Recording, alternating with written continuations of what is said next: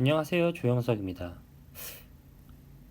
봄철 미세먼지만큼이나 정말 하루도 빠짐없이 네거티브 공방이 펼쳐지고 있습니다. 오늘 공방은 3D냐 3D냐 논란입니다. 3D냐 3D냐 그렇게 대단한 내용은 아니죠. 일단 발단은 이렇습니다. 지난달 3월 30일 그러니까 민주당 경선 토론에서 이 문재인 후보가 프레젠테이션을 하면서 4차 산업혁명을 강조하는 연설을 합니다. 연설을 하다가 3D 프린터를 3D 프린터라고 발음한 것이죠. 저도 유튜브를 통해서 라이브로 시청을 했는데요. 조금 의아했습니다. 뭐 이건 나중에 다시 얘기하기로 하고, 뭐 여하튼지 간에 그저 해프닝 정도로 넘어갔습니다. 뭐 딱히 문제 제기가 없었죠.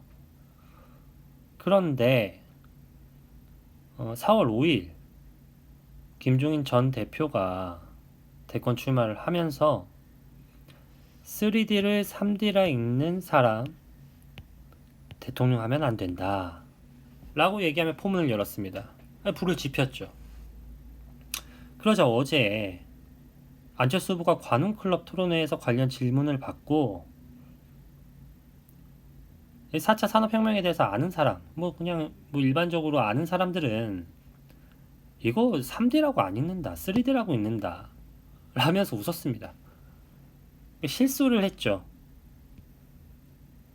이에 대해서 문캠프 대응이 바로 나왔습니다. 일단은 국립국어원에 문의를 했습니다.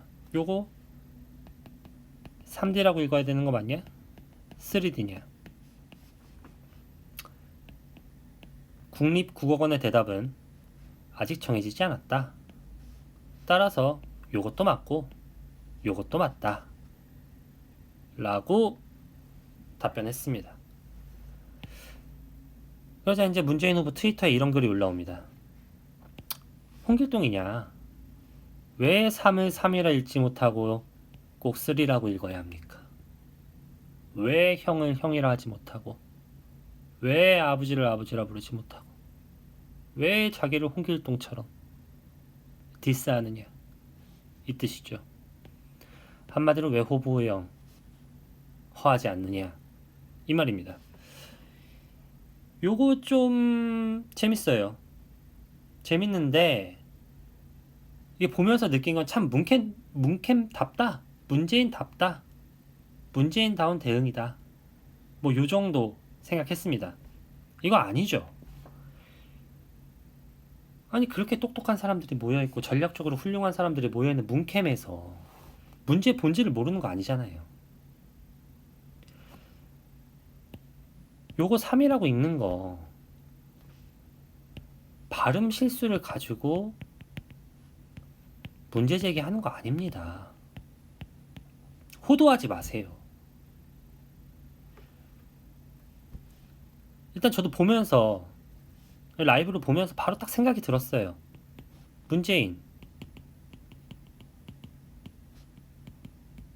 4차 산업에 대해서 이해하고 있나?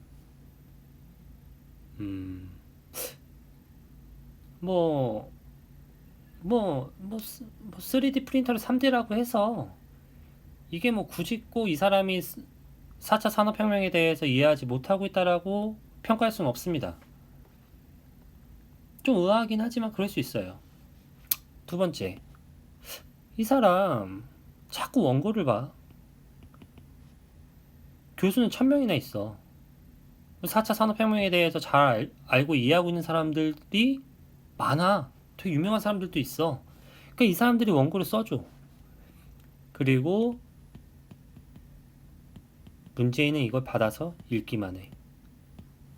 쓰고 읽어. 오케이. 대통령도 국회의원도 하다못해 학교 총장도 자기가 원고를 쓰진 않습니다. 다 다시 써줘요. 대신 써준다고 해서 그냥 바로 읽진 않습니다.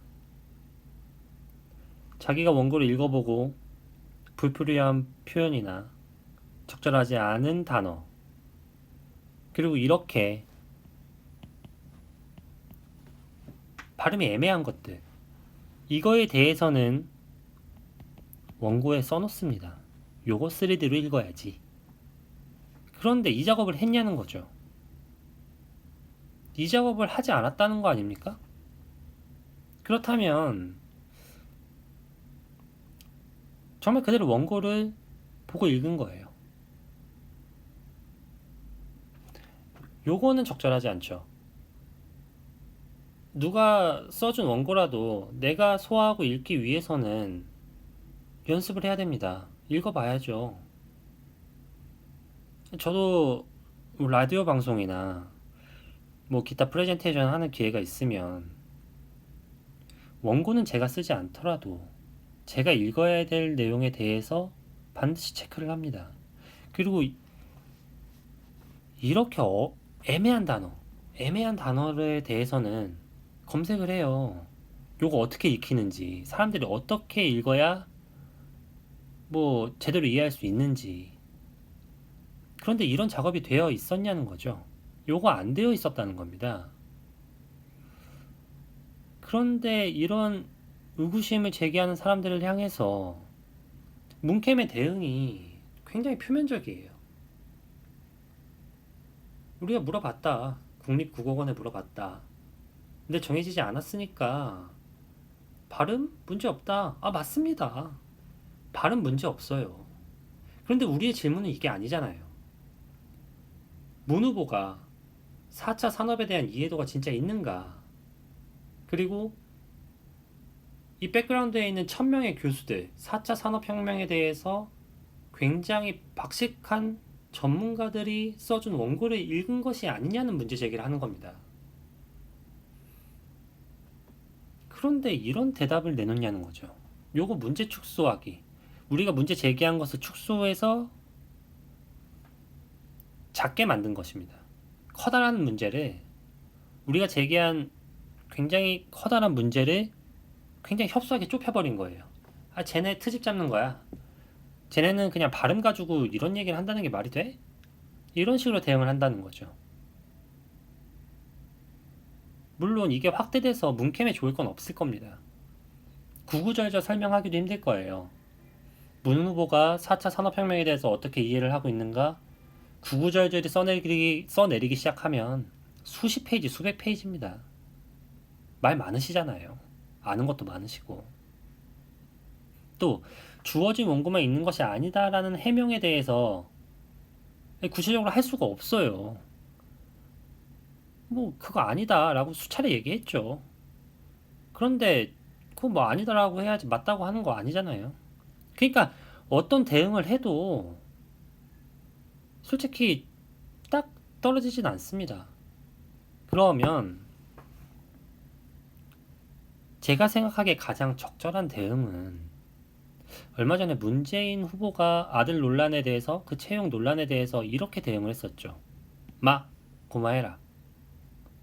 요게 훨씬 효율적인 대응이었을 거라는 겁니다. 위트 있게, 대수롭지 않게, 태연하게,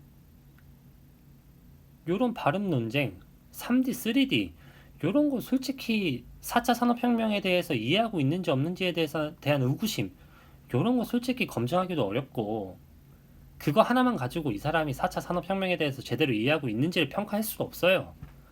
그러니까 고마해라, 많이 먹었다, 요 정도로 대응을 해도, 차라리 요 정도로 대응을 하는 게 훨씬 효과적이라는 거죠. 왜 아들 채용 논란, 요거 문 후보한테 굉장히 큰 아킬레스건이거든요. 요거에 대해서는 대수롭지 않게 고마해라, 요 정도로 대응을 하면서 정말 진짜 손톱만큼도 안 되는 이런 3D, 3D 논란에 대해서는 국립국어원에 문의를 하고 대답을 얻고 호부호영, 홍길동이냐, 요렇게 대응할 필요가 전혀 없었다는 겁니다. 요렇게 대응을 하면 오히려 문 후보한테 손해예요. 이걸 왜 모릅니까? 이상합니다. 왜 이렇게 대응을 하는지 도저히 모르겠어요.